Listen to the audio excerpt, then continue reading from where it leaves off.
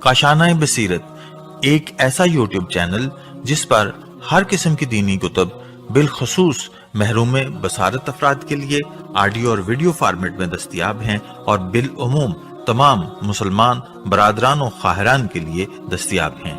اس لیے آپ سے گزارش ہے کہ بیل آئیکن کو پریس کر کے ہمارے اس چینل کو ضرور سبسکرائب کیجیے تاکہ آئندہ آنے والی ہر کتاب آپ کو بر وقت ملتی رہے۔ کاشانۂ بصیرت، کاشانۂ بصیرت، کاشانۂ بصیرت، کاشانۂ بصیرت۔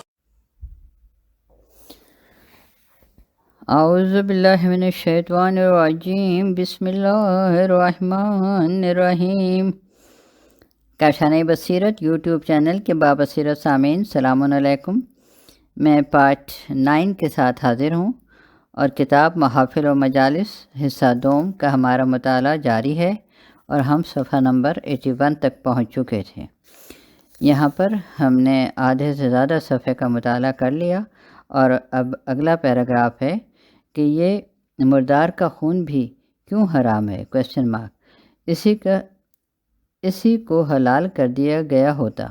آپ نے فرمایا کہ خون کا استعمال سنگ دلی کا باعث ہوتا ہے اور خون انسان کے جسم کو بدبودار بنا کر اس میں جذام کی جراثیم پیدا کرتا ہے، اور اسلام کسی ایسی چیز کو حلال نہیں کر سکتا جس سے ایسی بیماریوں کے پیدا ہونے کا اندیشہ ہو۔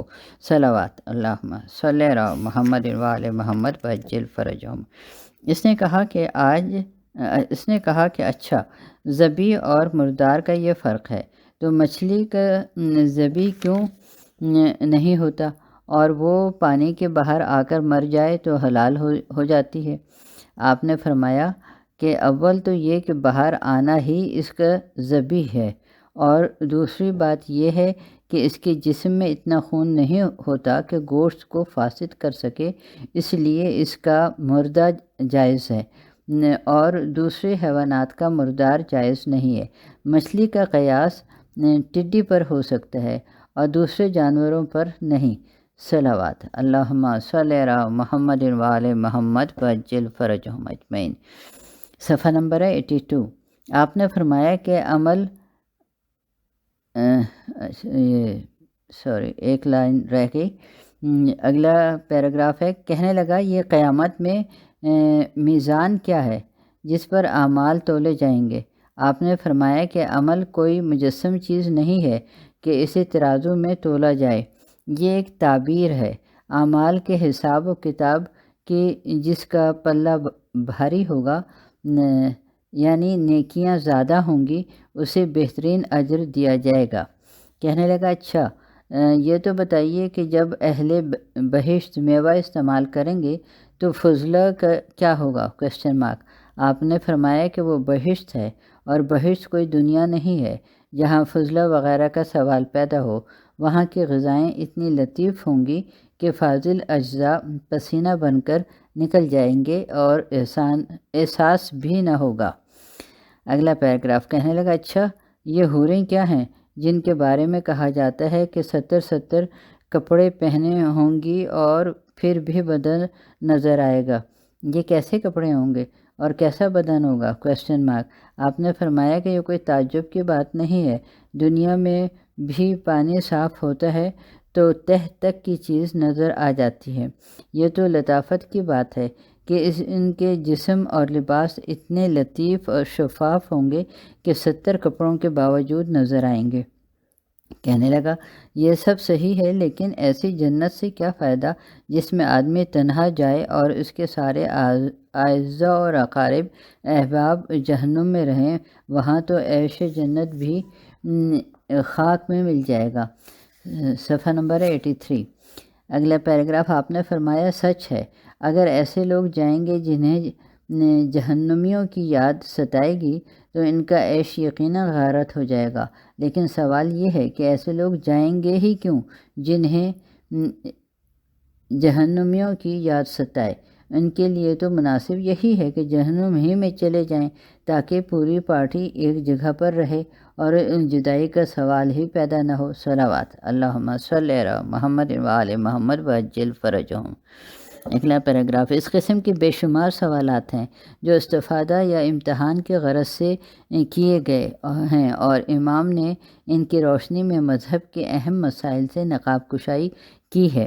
موقع نہیں ہے کہ تمام سوالات کی طرف اشارہ کیا جائے، لیکن چند سوالات کا ذکر کرنا ضروری ہے تاکہ ان کی روشنی میں آج کی تازہ ترین مسائل بھی حل ہو جائیں اور امامت کی شان بھی نمایاں ہو جائے۔ ایک شخص نے آ کر پوچھا کہ اولاد علی علیہ السلام اور فاطمہ علیہ السلام کو کون سا امتیاز حاصل ہے جو دوسرے مسلمانوں کو نہیں ہے، جو آپ اس پر فخر کرتے ہیں؟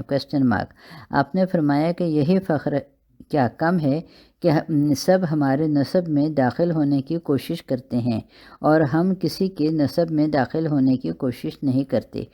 صلوات۔ ارباب کرم، امام علیہ السلام نے اس ایک فقرے سے اسلام کے بہت سے واقعات کی نقاب کشائی کر دی ہے، جہاں اہل حکومت و اقتدار خاندان نبوت میں رشتہ کے طلبگار بن کر آئے ہیں۔ کبھی بیٹیاں لے کر آئے، کبھی بیٹیاں لینے کے لیے آئے، اور دونوں مواقع پر در پردہ اقرار کر گئے کہ ان کو جو شرافت و جلالت حاصل ہے وہ کسی کو حاصل نہیں ہے۔ یہ بیٹی لے بھی لیں تو شرف ہے، اور دنیا تو بڑی اور دینا تو بڑی بات ہے۔ صلوات۔ اللہم صلی علی محمد وآل محمد وعجل فرجہم۔ صفحہ نمبر 84۔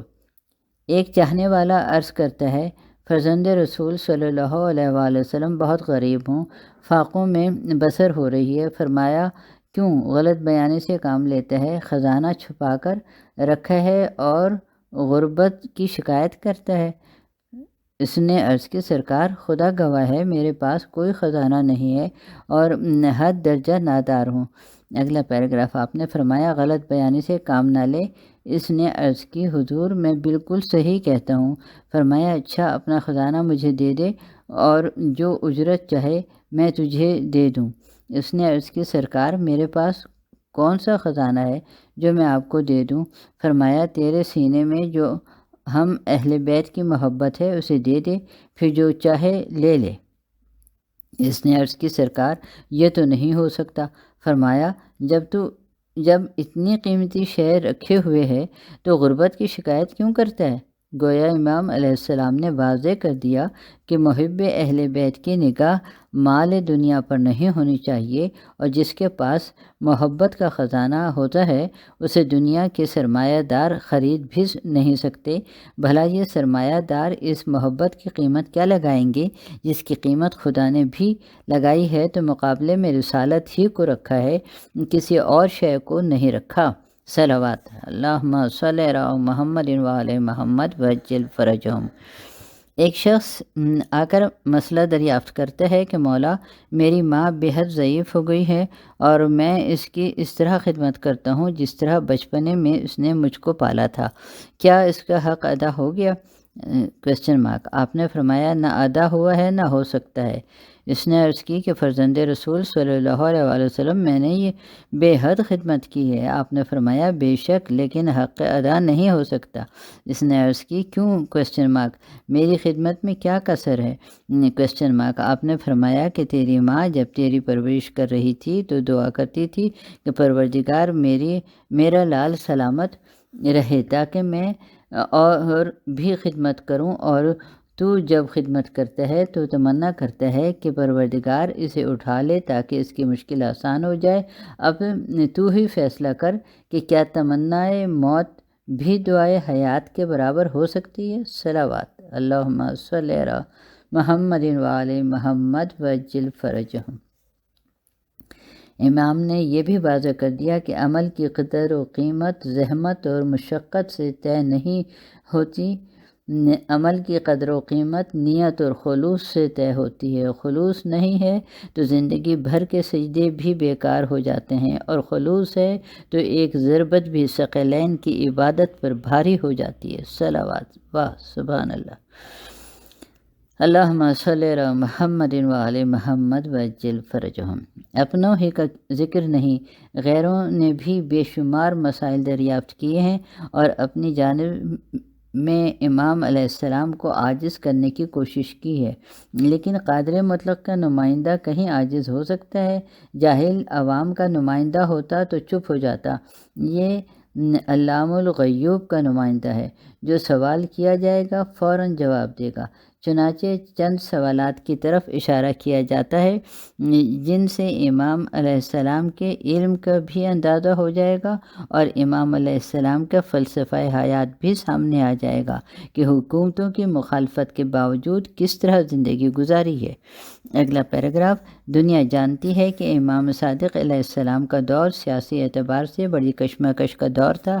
آپ کی زندگی میں متعدد بادشاہ گزرے ہیں اور آپ نے بنی امیہ کا بھی اقتدار دیکھا ہے اور بنی عباس کا بھی، اور کمال یہ ہے کہ دونوں کے درمیان ایسی حسین اور پاکیزہ زندگی گزاری ہے کہ نہ انہیں گرفت کرنے کا موقع ملا، نہ انہیں آپ کی زندگی کا مختصر خاکہ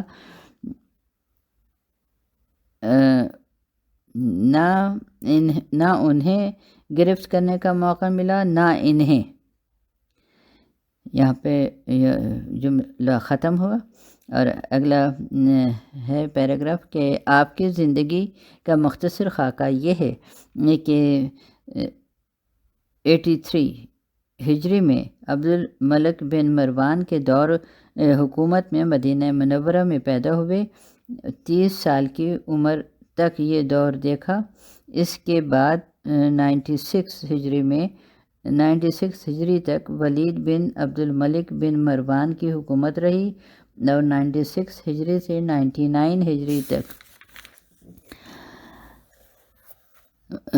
سلمان بن عبد الملک حاکم رہا اور 99 ہجری سے 101 ہجری تک مروان کا پوتا عمر بن عبد العزیز حاکم رہا اور 101 ہجری سے 105 ہجری تک یزید بن عبد الملک کی حکومت رہی اور 105 ہجری سے 125 ہجری تک 20 سال شام بن عبد الملک حکومت کرتا رہا اور 125 ہجری سے چند ماہ تک ولید بن یزید کی حکومت رہی اور بالآخر 126 ہجری میں قتل کر دیا گیا۔ اس کے قتل کے بعد 126 ہجری میں یزید بن ولید حاکم ہوا اور 3 ماہ کے بعد معزول کر دیا گیا۔ 126 ہجری میں مروان الحماری بنی امیہ کا آخری بادشاہ ہوا اور 132 ہجری میں بنی عباس کے ہاتھوں تہہ تیغ ہو گیا۔ اس کے قتل کا دلچسپ واقعہ تاریخ میں یوں بیان کیا گیا ہے کہ جب صفاح کو عراق پر تسلط حاصل ہو گیا تو اس نے مروان پر حملہ کیا اور مروان نے 1,00,000 فوج سے مقابلہ کیا، لیکن آخر میں شکست کے آثار نمایاں ہو گئے تو مروان گھوڑے سے اتر کر پیشاب کرنے گیا اور گھوڑا بھاگ نکلا۔ لوگوں نے خالی گھوڑا دیکھ کر یہ خیال کیا کہ بادشاہ قتل ہو گیا ہے اور فوج منتشر ہو گئی اور بالآخر مروان نے فرار اختیار کیا۔ اثنائے راہ میں صفاح کے ایک سپاہی نے اسے قتل کر دیا اور بنی امیہ کی برسوں کی حکومت پیشاب کے ساتھ ہی بہہ گئی۔ اگلا پیراگراف، آپ اسے مزاح نہ سمجھیں، یہ بھی معصوم ہی کا استدلال ہے کہ جب بادشاہ وقت نے امام علیہ السلام کو حکومت سے معروف کرنا چاہا تو آپ نے فرمایا کہ اس ملک دنیا کی کیا قیمت ہے جس پر تو نے قبضہ جما رکھا ہے، یہ بتا کہ اگر گلے میں تکلیف ہو جائے تو طبیب آدھی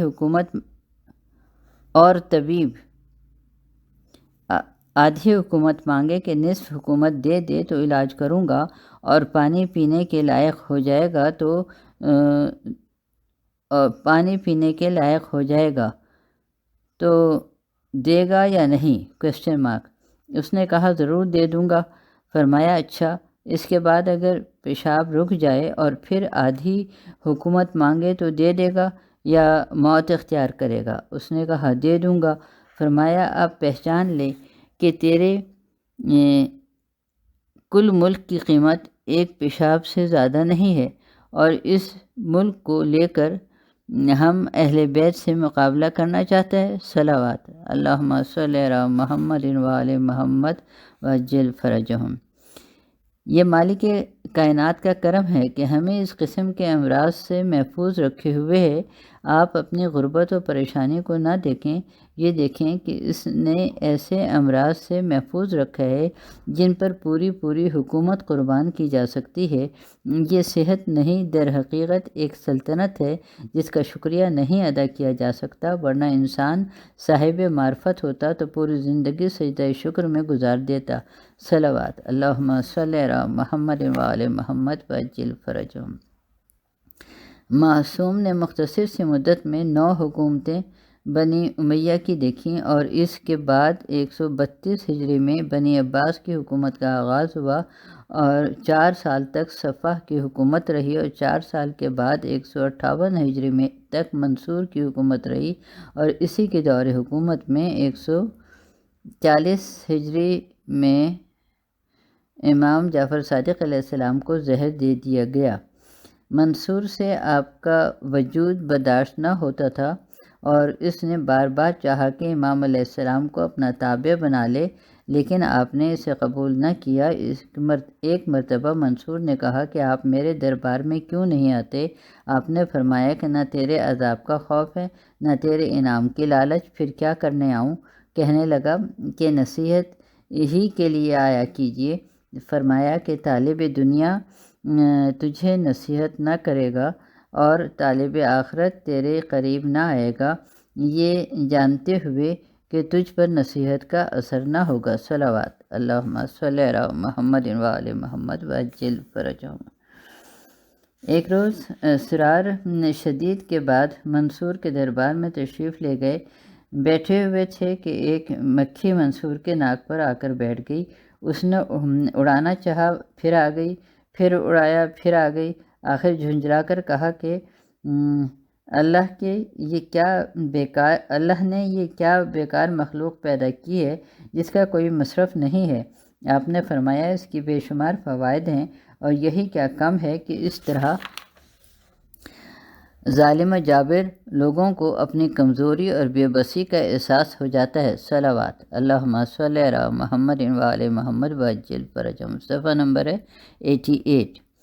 اگلا ہے کہ ایک شخص نے آ کر خبر دی کہ منصور کو جب سے حکومت ملی ہے بخیل ہو گیا ہے، معمولی کپڑا پہنتا ہے اور معمولی غذا استعمال کرتا ہے۔ آپ نے فرمایا کہ الحمدللہ، دین تو گیا ہی تھا، دنیا بھی چلی گئی۔ صلوات اللہم صلی علی محمد و آل محمد وعجل فرجہم۔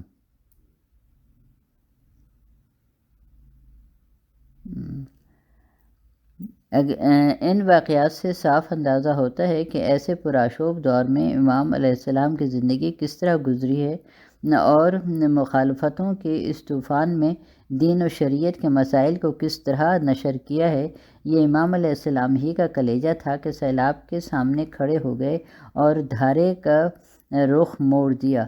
منصور نے عداوت میں یہاں تک حکم دے دیا کہ جو جعفر صادق علیہ السلام سے مسئلہ پوچھے گا اسے 1 دینار ٹیکس دینا ہوگا، اور جو ابو حنیفہ سے مسئلہ پوچھے گا اسے 1 دینار انعام ملے گا۔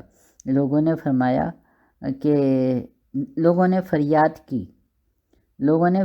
کی ابن رسول اللہ، اب کیا کیا جائے؟ آپ نے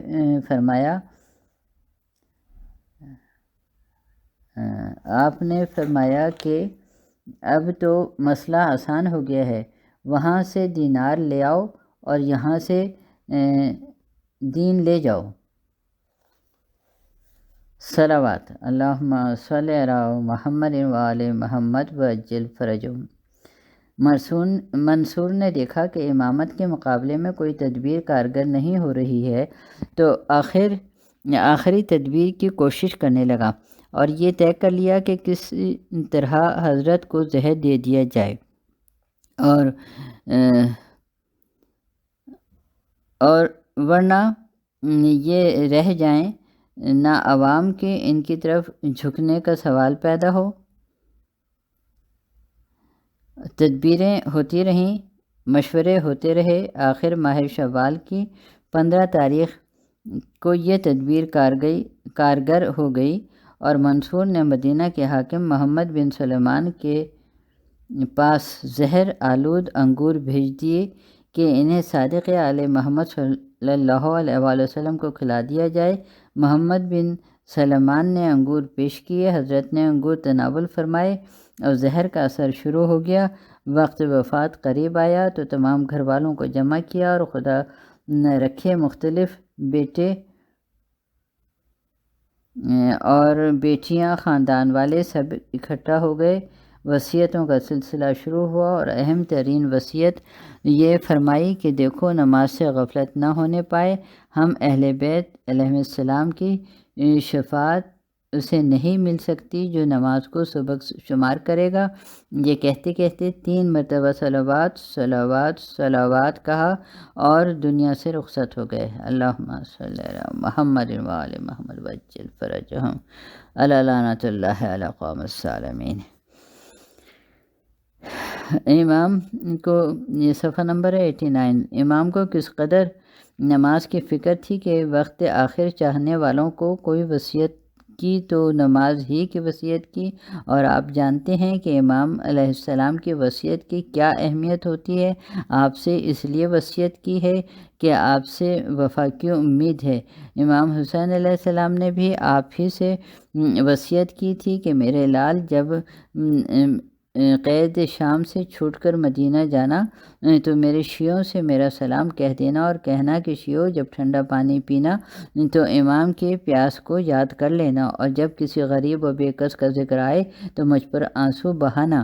امام جعفر صادق علیہ السلام نے رحمت فرمائی اعزاز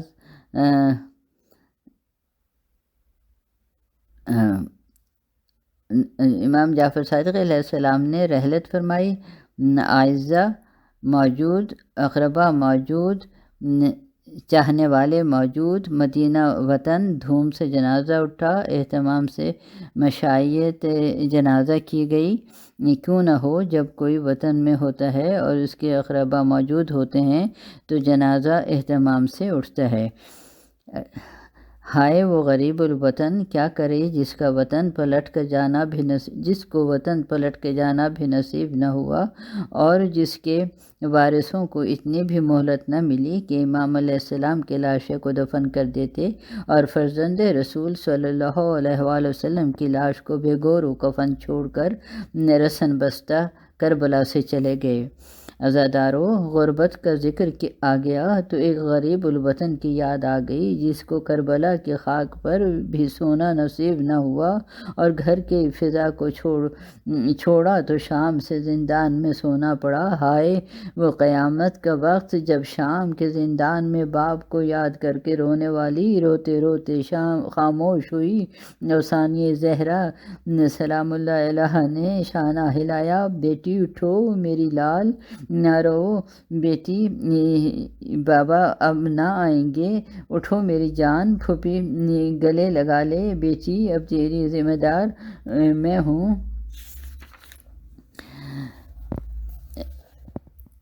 جیسا بھیا تجھے میرے حوالے کر گئے ہیں اور کوئی جواب نہ ملا تو غور سے جھک کر دیکھا، کیا دیکھا کہ بیٹی دنیا سے رخصت ہو چکی ہے۔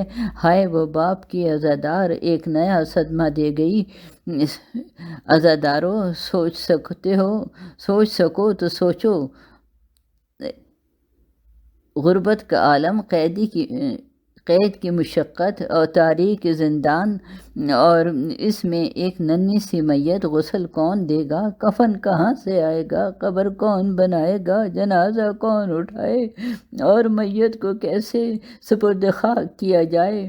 ہائے رے بے کسی، اف رے بے بسی، عجب نہیں قلب زینب علیہ السلام نے آواز دی، او بھیا آؤ، تمہاری چاہنے والی دنیا سے رخصت ہو گئی، عباس آؤ، بہن کا ہاتھ بٹاؤ، اکبر کہاں ہو، قاسم و محمد، ذرا میری بے کسی کا عالم تو دیکھو، اور میرا دل کہتا ہے کہ عجب نہیں کہ بقیہ کا رخ کر کے آواز دی ہو، اماں آپ کا جنازہ تو پردہ شب میں اٹھ گیا، لیکن یہاں کوئی سامان نہیں ہے، اماں آؤ زینب کا دل سنبھالو۔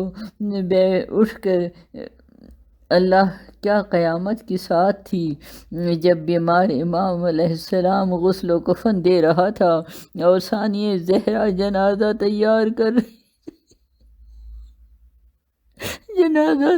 ہوا، سپرد لحد کیا گیا، حسرتیں دفن ہوئی اور ارمان سپرد خاک ہوئے، اور ایک دکھیاری ماں کے دل نے آواز دی، شاباش بیٹی شاباش، اصغر نے کربلا بسائی اور تو نے قید خانہ بسا لیا، اب ماں کس منہ سے وطن جائے گی اور اہل وطن کو کیا منہ دکھائے گی، شاباش میری لال، غربت میں یوں ہی ماں کا ساتھ چھوڑ دیا کرتے ہیں۔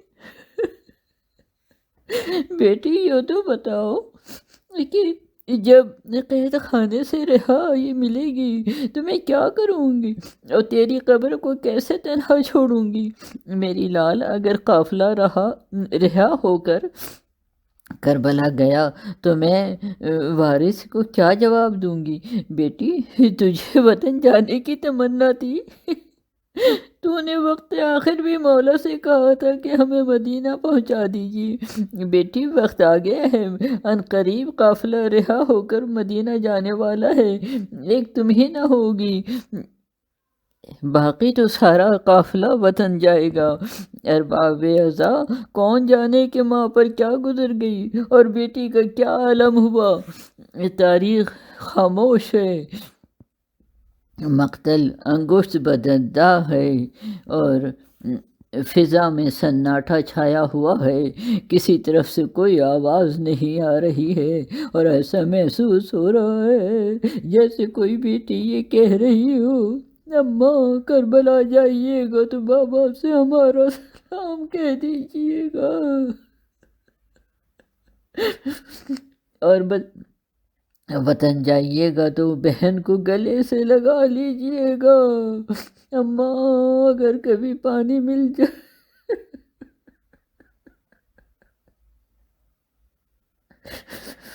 اماں اگر کبھی پانی مل جائے تو یہ یاد رکھیے گا کہ آپ کا اصغر بھی پیاسا ہے اور آپ کی بیٹی بھی پیاسی ہے، اِنَّا لِلَّهِ وَإِنَّا إِلَيْهِ راجعون، أَلَا لَعْنَةُ اللَّهِ عَلَى الْقَوْمِ الظَّالِمِينَ۔